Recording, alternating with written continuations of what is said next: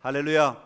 오늘 이 시간 우리 하나님의 크고 놀라운 은혜가 오늘 예배 참여한 여러분의 심령 속에 충만하시기를 간절히 기원합니다. 오늘은 도전하는 교회 네 번째 시간으로 교회의 자아점검이라고 하는 제목으로 함께 하나님의 음성을 듣기를 원합니다. 우리는 어떤 일을 새롭게 하고자 할 때 개혁하자 이런 말을 많이 사용합니다.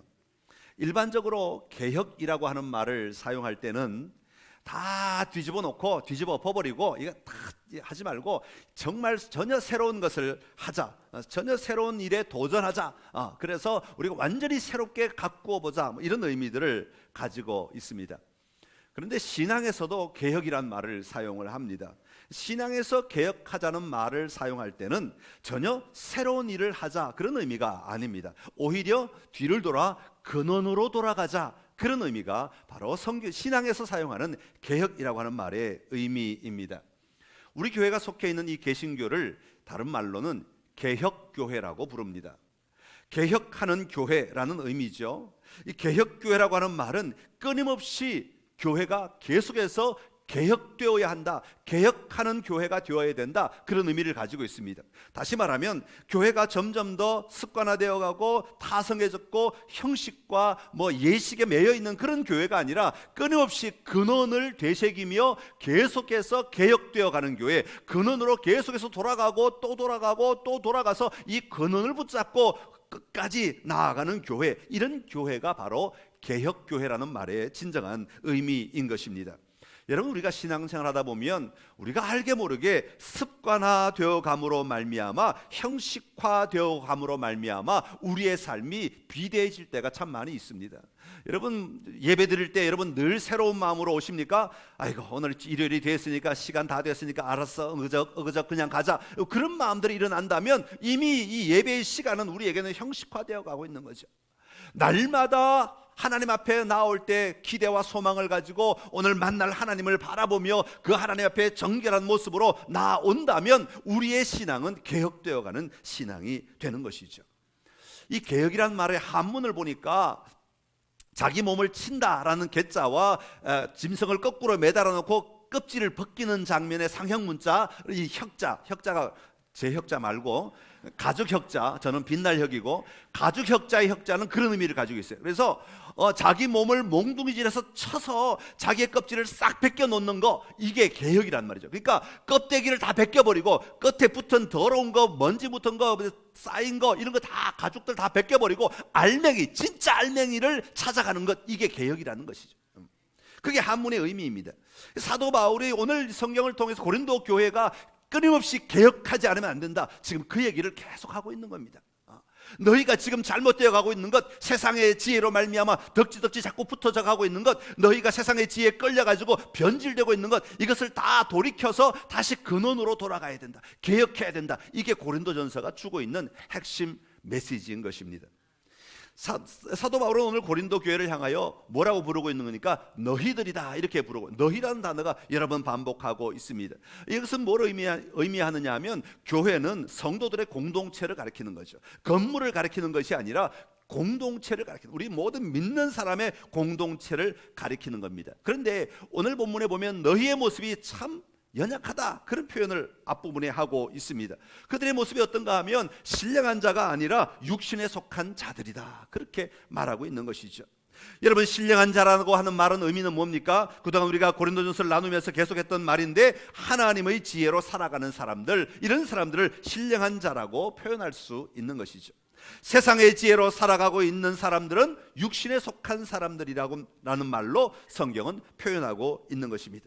여러분, 세상의 지혜로 살아가고 있느냐, 하나님의 지혜로 살아가고 있느냐를 어떻게 우리가 분별할 수 있습니까? 3절에 보니까 3절 중간에 3절에 보니까 이렇게 말합니다. 너희는 아직도 육신에 속한 자로다. 아주 단호하게 사도 바울이 규정을 짓죠. 왜냐하면 너희 가운데 시기와 분쟁이 있으니, 그 말. 결과로 보면 알 수 있다는 것이죠. 오늘 너희의 행동을 보면 알 수 있고 오늘 너희의 삶을 보면 알 수 있다, 그렇게 말하고 있는 것이죠. 그런 고린도 교회를 향하여 오늘 그들이 돌아가야 할 근원이 어디인지, 그들이 진정으로 개혁해야 될 내용이 무엇인지를 오늘 3장에서 사도 바울은 이야기하고 있는 것입니다. 자, 자, 그러면 그들이 돌아가야 할 근원은 어디라고 말하고 있습니까? 우리가 다루었던 고린도전서 1장에서 사도 바울은 그리스도의 십자가라는 단어를 여러 번 사용하였다고 말씀을 드렸습니다. 그래서 제가 두 번째 설교를 드릴 때 그리스도의 십자가라는 제목으로 말씀을 드렸습니다. 그런데 오늘 본문에서 사도 바울은 어떤 단어를 많이 사용하고 있냐면 이제는 하나님이라는 단어를 많이 사용하고 있는 것을 오늘 본문을 통해서 살펴볼 수 있습니다. 다시 말하면 그리스도의 십자가로 세워진 교회는 하나님을 만나는 교회가 되어야 한다. 다시 말하면 그리스도의 십자가로 세워진 교회는 하나님을 만나고 누리는 교회가 되어야 한다라는 것을 연결해서 설명해 주고 있는 것이죠. 여러분, 그리스도의 십자가가 존재하는 이유가 뭡니까? 왜 하나님께서 독생자 아들을 이 땅에 보내주시어서 십자가에 못 박히도록 하셨겠는가 하는 것입니다. 그것은 바로 하나님을 떠난 죄인들이 하나님을 다시 만나고 누릴 수 있도록, 다시 하나님을 만날 수 있도록 하시기 위하여 사용하신 것이 바로 예수 그리스도의 십자가라고 하는 것이죠. 그렇기 때문에 우리는 예수 그리스도의 십자가로 말미암아 하나님과 화목한 자가 되었다고 성경은 말씀하고 있는 것입니다. 그러기에 우리는 그리스도의 십자가로 말미암아 살아가는 사람들은 반드시 그 삶에 있어서 하나님과 함께 하나님 안에서 하나님의 일하심을 보며 하나님과 더불어 살아가는 자가 되어야 하는 것입니다. 이것이 우리가 돌아가야 할 근원인 것을 성경은 말하고 있습니다. 그런 의미에서 사도 바울은 교회의 자아상을 세 가지 이야기를 통해서 오늘 본문이 우리에게 말해주고 있습니다.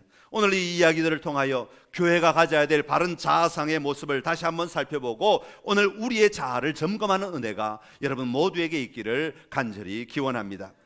첫 번째로 사도 바울은 교회의 자아상을 하나님의 밭이라고 보았습니다. 한번 따라합시다. 하나님의 밭. 하나님의 밭.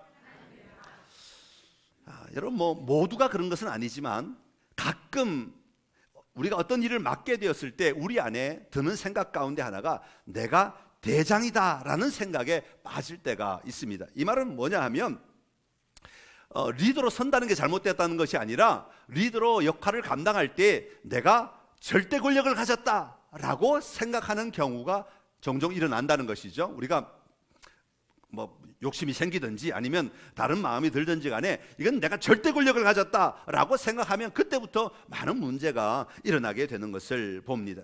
다시 말하면 어떤 일을 맡을 때 그 일이 나에게서 시작해서 나에게서 끝난다, 완전히 내가 다 모든 것을 다 장악했다라고 하면 그게 많은 어려움이 일어난다는 것이죠.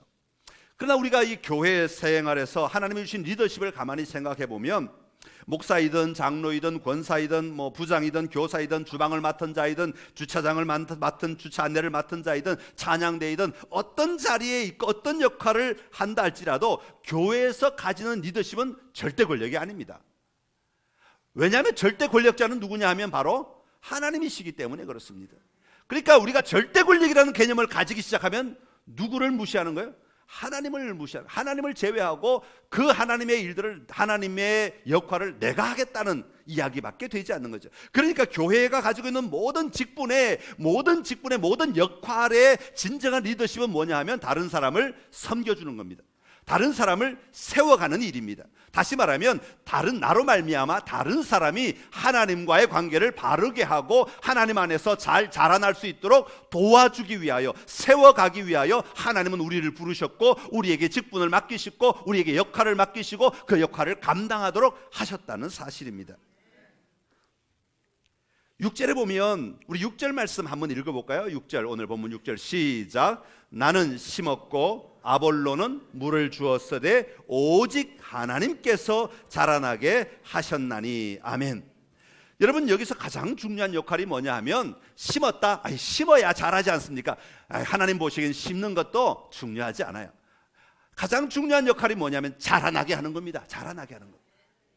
자라난다는 이야기는 뭐냐 하면 아무리 심는 행위가 중요하고 물 주는 행위가 중요하다 하더라도 생명이 공급되지 않으면 아무 소용이 없다는 것이죠.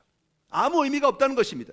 그래서 그 생명을 부여하시고 그 생명이 공급되도록 하시는 분이 누구냐면 바로 하나님이시라고 말씀하는 것입니다. 그래서 사도 바울은 7절에서 아주 분명하게 다시 이렇게 이야기합니다. 우리 7절 말씀 같이 읽습니다. 그런즉 심는 이나 물 주는 이는 아무것도 아니로되 오직 자라게 하시는 이는 하나님뿐이니라. 아멘. 할렐루야. 그럼 심는 것이나 물 주는 것, 우리가 사역하는 모든 것들은 그러면 아무 가치 없느냐? 그런 의미가 아니라 하나님의 절대 가치에 비추어 봤을 때 우리가 하는 일들은 참으로 미약하다, 그 얘기를 하고 있는 겁니다. 전혀 쓸데없으니까 너희는 아무 일도 하지 마, 그 얘기 아니라 하나님은 반드시 우리를 통해 일하십니다. 그런데 우리를 통해 일하시지만 이 하나님의 너무 크고 놀라운 이 역할에 비하면 우리의 역할은 굉장히 작은 것들이다. 그러니까 우리가 결코 이것 때문에 자랑하거나 이것을 드러내거나 이것이 절대 권력이 되도록 해서는 안 된다는 것을 강조하기 위하여 아무것도 아니다, 그런 말로 표현하고 있는 겁니다. 다시 말하면 하나님만이 드러나야 한다는 것이죠. 여기서 우리는 우리가 신앙의 삶을 살아가면서 감당해야 하는 역할들, 또 아니면 교회 안에서 감당하는, 사역하면서 감당하는 역할들, 또 세상 속에서 그리스도인으로서 살아가면서 감당해야 하는 역할들에 대해서 우리는 다시 한번 우리의 역할이 뭔지를 발견하게 됩니다. 하나님의 관점에서 우리의 일을 보아야 한다는 것이죠. 우리의 모든 삶이나 우리의 모든 사역 안에서 하나님의 통치가 드러나야 하는 것입니다. 하나님의 임재가 있고 그 하나님이 모든 것을 다스리심을 우리는 분명히 믿으며 사는 삶이 되어야 하는 것입니다. 그런 의미에서 우리는 서로 역할은 다르지만 하나님이 보시기에 평등하고 또 가치의 면에서도 서로가 동등한 입장에 있는 하나님의 동역자들이다라는 고백을 할 수 있게 되는 것이죠. 그러기에 심는 이나 물 주는 이 모두 다 절대적으로 하나님에게 의존하는 삶을 살아야 한다는 것을 오늘 성경이 우리에게 이야기하고 있는 것입니다. 그래서 사도 바울은 8절에서 이렇게 이야기합니다. 심는 이와 물 주는 이는 한 가지이나 각각 자기가 일한 대로 자기의 상을 받으리라. 아멘. 여러분, 어떤 일은 더 큰 상을 받고 어떤 일은 작은 상을 받는 일들로 구분되는 것이 아니란 말입니다. 찬양대는 조그만 상을 받고 저는 큰 상을 받는다, 그런 거 없어요. 하나님의 보시기에는 절대 그런 거 없어요. 제가 이렇게 섬기는 것이나 여러분들이 여러분의 삶의 자리에서 하나님을 향하여 온전한 마음으로 섬기는 것이나 하나님이 보시기에는 다 똑같다, 그렇게 말씀합니다. 하나님 보시기엔 다 귀하다 하는 것이에요. 왜? 하나님의 일들을 드러내는 것이기 때문에, 하나님의 맡기신 일들을 감당하는 것이기에 하나님 보시기에는 다 동등하고 하나님 보시기에는 다 소중하고 귀한 일들이다 라고 말씀하고 있는 것입니다. 다시 말하면 다른 사람과 비교하여 얻게 되는 상대평가가 아니라 하나님 앞에서 받게 되는 절대평가, 하나님과의 1대1의 관계에서 받게 되는 절대평가라고 하는 것을 오늘 말씀하고 있는 것이죠. 마태복음 20장에 보면 포도원 품꾼의 비유가 나옵니다. 천국은 마치 품꾼을 얻어 포도원에 들여보내려고 이른 아침에 나간 집주인과 같으니, 그렇게 1절은 시작합니다. 하루에 한 데나리온씩 줄 테니까 우리 포도원에 와서 일을 해라 라고 일꾼들을 모집을 합니다. 그리고 포도원에 들여보내서 일을 시키는데, 이 주인이 아침 일찍 나가서 보니까 거기 사람들이 있어서 한 데나리온씩 약속을 하고 포도원으로 들여보냅니다. 그런데 점심때가 되었는데 또 나가보니까 또 아직도 일자리를 못 찾아서 헤매고 있는 사람들이 있어서 내가 한 데나리온씩 줄 테니까 포도원에서 일해라, 그렇게 말합니다. 오후에 늦지막하게 되어서 또 나가보니까 아직도 일자리를 찾고 헤매는 사람들이 있어서 내가 한 데나리온씩 줄 테니까 우리 포도원에 와서 일해라, 그렇게 말합니다. 자, 이제 장면이 바뀌어서 포도원의 장면으로 바뀌어지죠. 포도원에서 일을 다 마치고 저녁에 이제 하루의 품삯을 주는 시간이 되었습니다. 아마 한 줄로 쭉 섰을지 모르겠습니다. 아니면 둥글게 섰을지 모르겠어요. 주인이 돈을 들고 나와서 모두에게 한 데나리온씩 주는 겁니다. 한 데나리온. 그랬더니 난리가 났습니다. 누가 난리가 났겠습니까? 아침에 일찍 온 사람이 눈이 부릅뜨고 막 소리를 지르기 시작합니다. 아니, 도대체 이게 어떻게 된 일입니까? 내가 저 사람보다 더 일찍 와서 더 많이 일하지 않았습니까? 그런데 왜 나에게는 한 데나리온밖에 안 주고 저 사람에게도 한 데나리온을 줍니까? 라고 이야기합니다. 그때 마태복음 20장 13절에 보면 이렇게 이야기합니다. 친구여, 내가 내게 잘못한 것이 없노라.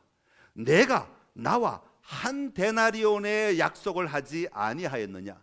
내 것이나 가지고 가라. 나중 온 이 사람에게 너와 같이 주는 것이 내 뜻이니라. 여러분, 주인이 그들을 부를 때 약속한 것이 얼마였어요? 한 데나리온씩. 모두에게 다, 일찍 온 사람에게도 그렇게 약속하고 늦게 온 사람에게도 그렇게 약속하고, 약속을 지키시는 주인이었다라고 하는 것이죠. 사랑하는 성도 여러분, 우리 교회는 아무도 이런 이야기를 하지 않으시겠지만 다른 교회 얘기를 들어보니까 이런 얘기가 있어요. 내가 이 교회 다닌 지 얼마나 되었는데 늦게 온 당신이 왜 설쳐? 내가 직분이 뭔데 왜 내 말을 안 들어? 내 말 들어야지. 내가 직분 가지고 얘기하면 들어야지. 이런 사람이 있다는 거예요. 깜짝 놀랐어요. 만약에 교회 안에서 이런 이야기를 한다면 주님은 그 사람을 향해 뭐라고 얘기하시겠어요? 네가 상관할 바가 아니라고 하는 것이죠. 하나님이 하실 일이라고 말씀하고 있는 것이죠. 교회가 회사입니까? 그래서 먼저 온 사람 순서로 부장, 과장 차례대로 시켜 나가는 그런 곳입니까? 그런 것이 아닙니다. 필요할 때 필요한 곳에 필요한 사람을 세워 쓰시는 하나님의 의도대로 움직이는 곳입니다. 그러게 우리는 모든 자리에서 어떤 역할이든지 하나님의 영광만을 바라보고 우리의 사역을 감당하는 자들이 되어야 하는 것입니다. 오늘 본문의 말씀을 좀 더 역동적으로 읽으면 9절 같은 경우, 우리 9절의 말씀 한번 읽겠습니다. 9절 시작. 우리는 하나님의 동역자들이요 너희는 하나님의 밭이요 하나님의 집이니라. 아멘. 이것을 좀 더 역동적으로 읽으면 이렇습니다. 여러분 자신은 하나님께서 경작하시는 산물이고 여러분 자신은 하나님께서 지으시는 집입니다. 그런 이야기입니다. 우리가 하나님이 직접 세우시고 다스리시는 밭이고 집이라는 개념입니다. 우리가 다른 사람을 키우는 것이 아니라 우리 모두는 하나님께서 경작하시는 곡식들이고 집들인 것이죠. 그러게 우리 모두는 하나님 앞에서 하나님께 속한 하나님의 동역자들임을 분명히 볼 수 있어야 합니다. 그리고 그 하나님 앞에 1대1로 응답하고 반응하며 살아가는 삶을 살아야 하는 것입니다. 오늘 여러분의 삶의 자리에 하나님의 경작하시는 밭으로서 하나님 앞에 아름답게 쓰임받는 은혜가 여러분 안에 충만하시기를 간절히 기원합니다. 두 번째로 사도 바울은 교회 자상을 뭐라고 말하고 있는가 하니까 하나님의 건물이다 그렇게 말합니다. 한번 따라합시다. 하나님의 건물.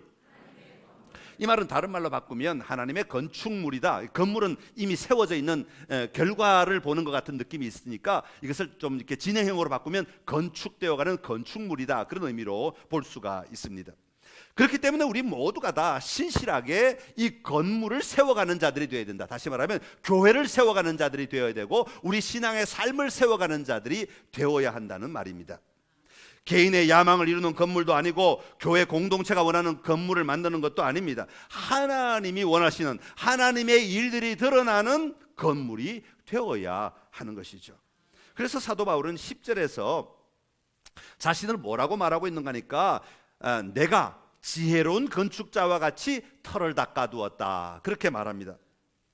다른 사람 여러분 우리가 건물을 지을 때 건축하는 사람 혼자서 건물을 다 지을 수 없는 것 우리가 너무 잘 아시죠? 이 건물이란 건 너무 복잡해서 여러 사람들이 자기의 맡은 역할에 따라서 파트에 따라서 다 나누어서 건물을 지어야 건물이 되는 것이지 혼자 아무리 애를 써도 그 제대로 짓기가 쉽지가 않습니다. 물론 혼자 한 10년씩 1년씩 2년씩 걸쳐서 혼자 집 짓는 사람도 있다는 얘기는 들어봤습니다만 그래도 그 특별한 재료, 유리라든지 창문이라든지 특별한 재료를 만들어 놓은 것을 사서 붙이거나 그렇게 하게 되면 또 그것도 다른 사람이 만드는 것이니까 어쨌건 이 건물이란 건 혼자 짓는 것이 아니라 함께 건물을 지어가는 것입니다. 자, 이처럼 건물을 지을 때 사도 바울의 역할이 뭐였냐 하면 바로 자신이 기초를 닦아두는 것이다 그렇게 말합니다.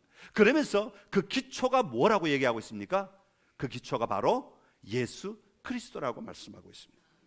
여러분, 교회는 예수 그리스도께서 나를 위하여 십자가에 달려 돌아가심으로 나를 구원하여 주셨음을 믿는 구원받은 백성들의 모임입니다. 그렇기 때문에 이 구원받은 공동체의 기초는 언제나 예수 그리스도가 되셔야 합니다. 이게 다른 것이 기초가 되면 우리는 다른 것 위에 건물을 세우기 시작한다는 말이죠. 그러면 교회는 교회로서의 역할을 감당하기가 어렵게 되는 것이죠. 또한 우리의 삶의 자리도 마찬가지입니다. 우리 각자의 삶도 예수 그리스도의 기초 위에서 우리의 삶을 세워가야 되는 것이고, 그렇게 할 때 우리의 삶이 하나님의 나라를 누릴 수 있게 되는 것입니다. 그러게 우리의 교회의 터전이 무엇인지를 알고 건물을 세워나가는 것은 매우 중요한 일임을 우리는 기억해야 합니다. 사랑하는 성도 여러분, 오늘 여러분이 몸담고 있는 이 선창교회 터전은 예수 그리스도이심을 분명히 믿고 고백하며 나아가는 여러분의 삶이 되시기를 간절히 기원합니다. 여러분, 이 고백은 우리가 교회 나올 때 뭘 기대하는가와 연결되어 있습니다. 교회 기초가 뭐냐에 따라 우리가 기대하는 바가 달라진다는 것이죠. 예를 들어, 우리 교회는 아닙니다. 그냥 제가 만든 이야기입니다. 설명을 드리려니까 뭔가 예가 필요한데 아무리 뒤져도 이 적합한 예가 없어서 제가 만들어 봤습니다. 예를 들어 동네에서 몇 사람이 모여서 갯놀이를 하는데 사람이 모자라, 좀 더 있으면 좋겠어. 근데 그 중에 한 명이 선창교회 다닌대요. 그래갖고 그 사람이 얘기하래, 야, 우리 교회 가면 이거 같은 우리 또래들이 많아서 갯놀이 할 때 개원으로 같이 있을 사람이 많이 있어. 그러니까 우리 교회 가서 갯놀이 하자. 친구들이 들어보니까 사람들이 많다니까 좋다고. 그럼 교회 와서 갯놀이 하기로 했어요. 그래서 교회 등록을 했어요. 그리고 이제 갯놀이를 같이 하려고 하니까 이 사람들의 눈에는 뭐가 보이겠어요? 누가 나와 갯놀이를 가장 적합하게 할 수 있는, 돈을 안 떼먹고 자기 돈을 잘 굴려갈 수 있는 사람일까? 여기에 언제나 관심이 있지 않겠어요? 언제나 그것을 보지 않겠느냐고. 그러니까 이 사람들의 교회 기초는 예수 그리스도가 아니라 갯놀이하는 공간이 되는 거죠. 여러분, 교회는 갯놀이하는 공간이 아닙니다. 여러분, 교회 기초는 갯놀이하기 위하여 모인 단체가 아닙니다. 여러분, 교회는 상조회로 모인 단체가 아닙니다. 여러분, 교회는 다른 어떤 취미 클럽을 위하여 모인 단체가 아닙니다. 우리가 예수 그리스도로 말미암아 모인 곳이 바로 교회라고 하는 사실입니다. 이것을 절대로 놓쳐서는 안 됩니다. 이것은 분명하게 우리의 신앙에 자리 잡아야 하는 겁니다. 그럴 때 예수 그리스도께서 교회의 기초가 되심으로 말미암아 그 위에 건물을 바르게 세워갈 수 있게 되는 것이죠. 여러분, 교회의 기초가 되시는 예수 그리스도를 만나는 은혜가 여러분에게 있기를 간절히 기원합니다. 이 교회에 들어오실 때 오늘도 예수 그리스도로 말미암아 나에게 주실 은혜들을 기대하고, 예수 그리스도께서 나에게 하시는 말씀을 기대하고, 예수 그리스도로 말미암아 내 삶이 변화될 것을 바라보며, 예수 그리스도로 말미암아 생명을 얻을 것을 기대하며 주님 앞에 나오시기를 간절히 소망합니다. 이게 바로 교회의 기초가 예수 그리스도임을 고백하는 사람들의 태도인 것입니다. 자, 그런데 오늘 본문에 보면 이런 기초 위에 또 중요한 것이 하나가 있는데, 건물을 세워가는 것, 건물을 세우는 것, 이것을 건축이라 그렇게 우리가 말할 수 있습니다.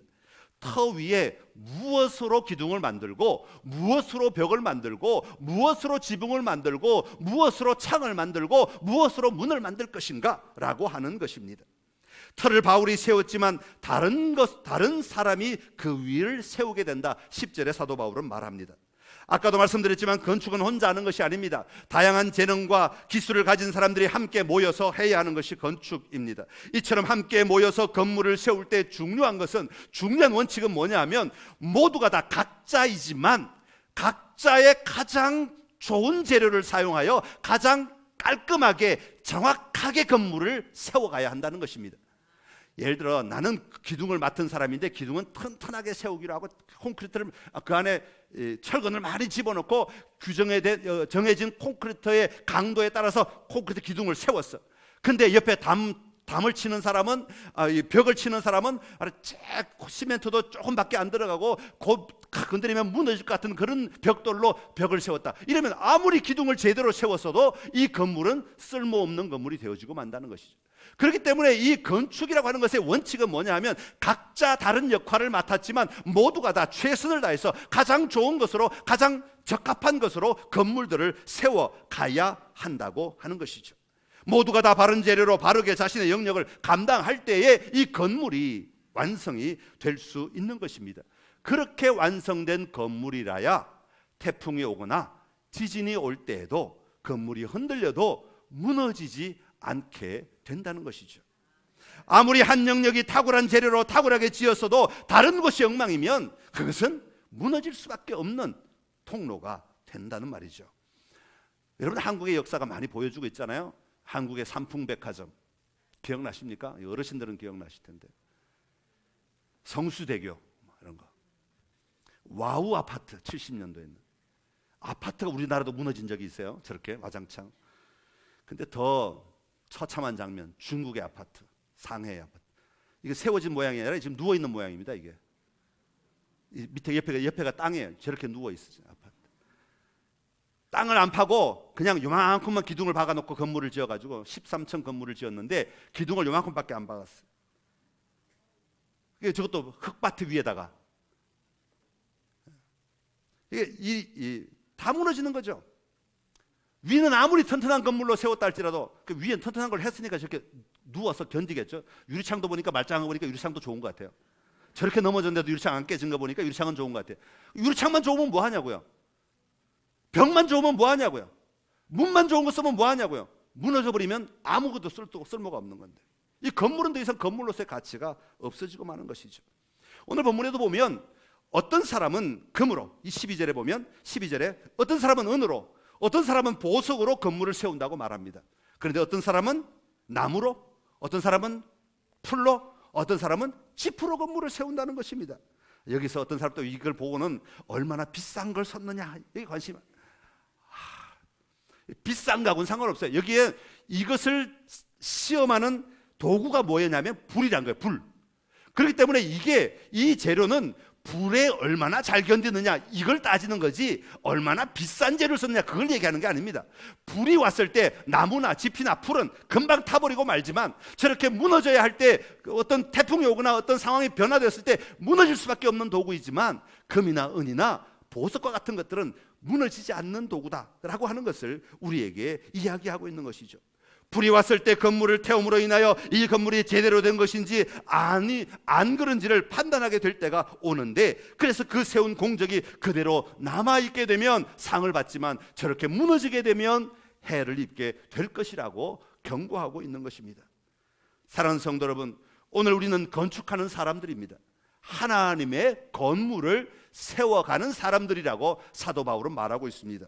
여러분은 무엇으로 교회를 세워가고 있습니까? 여러분은 무엇으로 여러분의 믿음의 삶을 세워가고 있습니까? 여러분은 무엇으로 여러분의 가정을 세워가고 있습니까? 무엇으로 여러분의 신앙을 세워가고 있습니까? 우리가 세워가는 것들이 영원히 남아있을 것들입니까? 아니면 잠시는 견디지만 곧 무너질 것들로 우리의 삶을 세워가고 계십니까? 여기서 우리는 반드시 기억해야 할 것이 하나가 있습니다. 13절에 보면 그날에 반드시 공적을 밝히리니, 그날에 공적을 밝힐 것이다, 그날이 올 것이다, 그렇게 말합니다. 그리스도인에게 있어서 이 사실은 매우 명확하고 분명한 사실입니다. 우리 하나님 반드시 다시 오십니다. 우리 주님 반드시 다시 오십니다. 언제요? 심판하시는 날에 반드시 다시 오십니다. 아니요, 만물을 회복하시는 날에 반드시 이 땅에 다시 오실 것입니다. 그러기에 우리는 지금 좋은 것이 중요한 것이 아니라, 지금 좋은 것이 내 기준이 아니라 주님 앞에 섰을 때 남아있을 것들이 오늘 우리에게 소중한 것임을 기억해야 하는 것입니다. 오늘 그것 붙들고 살아가는 자들이 되어야 하는 것이죠. 우리의 관심이 언제나 영원히 주님 앞에 남아있을 것들에 관심을 가지고 사는 자들이 성도의 삶인 것을 말하고 있습니다. 그것이 때로는 우리의 말일 수도 있고요, 우리의 행동일 수도 있고요, 우리의 섬김이나 우리의 태도일 수도 있습니다. 이처럼 각자가 영원히 남아있을 것들로 교회를 세우고 가정을 세우고 삶을 세울 때 하나님의 건물은 든든하게 서서 하나님 오실 때, 주님 다시 오실 때까지 이 건물로서의 역할을 잘 감당할 수 있게 될 것입니다. 선창교회가 끝까지 남아있는 그런 든든한 교회가 될 수 있기를 간절히 기원합니다. 여러분의 가정이, 여러분의 인생이 그런 삶이 될 수 있기를 간절히 기원합니다. 어떤 풍파가 와도, 어떤 태풍이 와도, 어떤 불이 와도 태워지지 아니하고 남아있을 재료들로 오늘을 잘 세워가는 하나님의 건물이 되시기를 간절히 기원합니다. 마지막으로 사도 바울은 교회 자아상을 하나님의 성전으로 보았습니다. 한번 따라합시다. 하나님의 성전. 16절에 이렇게 말합니다. 우리 16절 같이 읽겠습니다. 16절 시작. 너희는 너희가 하나님의 성전인 것과, 아멘. 자, 여기 너희, 그러면 너희란 말은 여러 명을 가리킵니다. 한 사람을 가리키는 말이 아니라 공동체를 가리키는 말입니다. 너희들이 전부 다 하나님의 성전이다, 그렇게 이야기하는 겁니다. 왜냐하면 하나님의 성령이 너희 안에 임하셨기 때문이라는 말이죠. 여러분, 교회 공동체는 하나님의 성전이고 하나님의 성령이 머물러 계시는 곳이라는 의미를 가지고 있습니다. 여러분, 원래 성전은 어디에 있는 겁니까? 예루살렘에 있는 겁니다. 이스라엘 백성들이 구약시대 때 하나님을 만나기 위하여 지은 곳이 성전이라는 건물입니다. 그래서 그곳에 올라가서 하나님을 만났던 것이죠. 다시 말하면 성전의 핵심은 뭐냐 하면 하나님을 만난다는 사실입니다. 이스라엘 백성들이 왜 성전에 올라갔습니까? 거기에 하나님이 계시기 때문이죠. 그 사람들의 생각에는 거기에 하나님이 계시기 때문에 거기에 가서 자기의 죄를 고백하고 거기에 가서 제사를 드리고 거기에 가서 하나님을 찬양하고 거기에 가서 하나님을 누리는 장소로 사용했기 때문에 그곳을 하나님의 성전이라고 불렀던 것이죠. 그런데 사도 바울은 뭐라고 얘기하는 거예요? 지금 유대인들에게는 지금 획기적인 이야기입니다. 이 얘기가. 그들은 성전은 절대로 딴 데 있을 수가 없어요. 다른 것을 성전이라고 말하면 하나님 신성모독이 해당되는 겁니다. 예루살렘에만 성전이 있어야 되는 거예요. 그런데 그런 사람들에게 사도 바울은 뭐라고 말하는 거니까 너희가 바로 하나님의 성전이다. 그런 지식을 가지고 있는 고린도 사람들에게 지금 너희가 바로 하나님의 성전이다 그렇게 말하고 있는 거죠. 예루살렘에 있는 건물로서의 성전이 아니라 오늘 너희 안에 하나님이 거하시기 때문에 너희가 바로 성전이다. 다시 말하면 성전의 진정한 의미인 하나님을 만나는 곳이 바로 너희 속에 일어나고 있다 그 말이죠. 왜냐하면 성령이 너희와 함께 하시기 때문이라는 것이. 그래서 고린도전서 1장에서는 그리스도의 십자가를 이야기하고 2장에서 뭐 얘기해서 지난주에 성령으로 얘기했죠. 성령으로. 그래서 오늘 3장에서 뭘 얘기하는 거예요? 하나님의 이야기가 나오는 거예요. 그리스도의 십자가로 말미암아 하나님을 만난 사람들, 성령으로 말미암아 하나님을 누리고 하나님을 마음껏 예배하고 하나님과 교제하는 삶을 살아갈 수 있다는 것을 지금 사도 바울은 차례대로 차근차근 이야기하고 있는 겁니다. 그래서 교회가 성전이고 바로 여러분의 가정이 성전이고 여러분 자신이 성전인 것입니다. 그러니까 그 성전을 더럽혀서는 안 된다고 성경은 말하는 것이죠. 여러분, 더럽힌다는 것은 성령을 인정하지 아니하고 내 마음대로 산다는 것이죠. 내 안에 역사하시고 이야기하시는 성령을 무시하고 내 마음대로 살아가고 내 마음대로 움직이는 것을 이야기하는 것입니다. 여러분, 오늘 우리 교회가 하나님의 성전인 교회가 되어야 할 줄로 믿습니다. 외형, 이 건물을 가지고 성전이라고 말하는 것이 아니라 외형은 이건 교회, 그냥 교회 건물이지 예배당이지 성전이라고 말할 수 없어요. 그러나 여기 여러분 모두가 다 성전인 것입니다. 왜요? 하나님이 여러분 안에 계시기 때문에. 여러분의 집이 성전인 겁니다. 여러분의 아파트가 성전이란 말이 아니라 여러분의 집의 가족들이 다 성전인 겁니다. 왜요? 여러분 안에 하나님이 계시기 때문에요. 여러분 자신이 다 성전인 겁니다. 왜요? 여러분 안에 하나님이 계시기 때문에. 누가 그것을 알려줘요? 성령으로 말미암아 우리는 그것을 알 수 있는 겁니다. 그러기에 여기서 하나님의 은혜를 누리고 여기서 하나님을 만나고 여기서 하나님을 바라보고 여기서 하나님께 예배하고 여기서 하나님께 고백하고 여기서 하나님께 용서함을 구하고 여기서 하나님을 마음껏 누리며 나아가는 자리가 되어야 하는 것입니다. 사랑하는 성도 여러분, 교회에서는요 어떤 일보다 더 앞선 것이 바로 하나님을 만나는 겁니다. 하나님을 만나는 만남 없이 일을 하면 여기는 문제가 일어나요. 그러나 하나님을 만나는 만남이 분명하면 일하는 목적이 분명해집니다. 왜요? 일하는 목적이 이 하나님과의 만남에서부터 나오기 때문에 그래요. 그러기에 우리 교회 학교에서 찬양대에서 주방에서 주차장에서 남성교회에서 여전도에서 그리고 뭐 모든 모임들에서 또 더 나아가 여러분의 가정에서 여러분의 삶의 현장에서 하나님을 먼저 만나는 은혜가 임하시기를 간절히 기원합니다. 하나님이 여기에 계신다는 분명한 믿음을 가지고 그 모임을 이끌어 가시기 바랍니다. 그러면 하나님이 원하시는 일들이 일어나게 되어 있어요. 이상하게 회의만 하면 하나님이 안 계셔. 분명히 여기서 같이 회의하는데도 그러면 안 된단 말이에요. 분명히 우리 집에서 예배 드릴 때는 하나님이 충만하셨는데 예배 딱 드리고 나면 하나님이 안 계셔. 갑자기 삿대질하며 싸우고 막 서로 막 부부가 싸우고 막 그래. 그러면 거긴 이게 문제가 일어나는 거예요. 그렇지 않다는 거예요. 하나님은 언제나 계시는 거예요. 하나님은 언제나 함께 하시는 거예요. 그러기에 하나님을 인식하느냐 못하느냐에 따라 우리가 하나님의 존재를 고백하느냐 못하느냐로 바뀌어지게 되는 거죠. 여러분, 하나님의 성전인 것을 기억하십시오. 여기도 하나님의 성전이고 여러분의 집도 하나님의 성전이고 여러분이 홀로 있을 때도 여러분 자신도 하나님의 성전입니다. 그러기에 성령의 도움을 입어 하나님과 동행하며 하나님을 누리며 하나님을 기뻐하며 날마다 살아가는 여러분의 승리의 삶이 되시기를 간절히 기원합니다. 기도하겠습니다. 참 좋으신 우리 하나님 아버지 은혜를 감사합니다. 우리를 불러주시고 하나님의 자녀 삼아 주셔서 우리를 하여금 하나님의 밭이라 하나님의 건물이라 하나님의 성전이라 말씀하여 주시니 감사합니다. 아버지, 예수 그리스도로 말미암아 구원함을 받은 우리는 하나님을 만나야 할 줄로 믿습니다.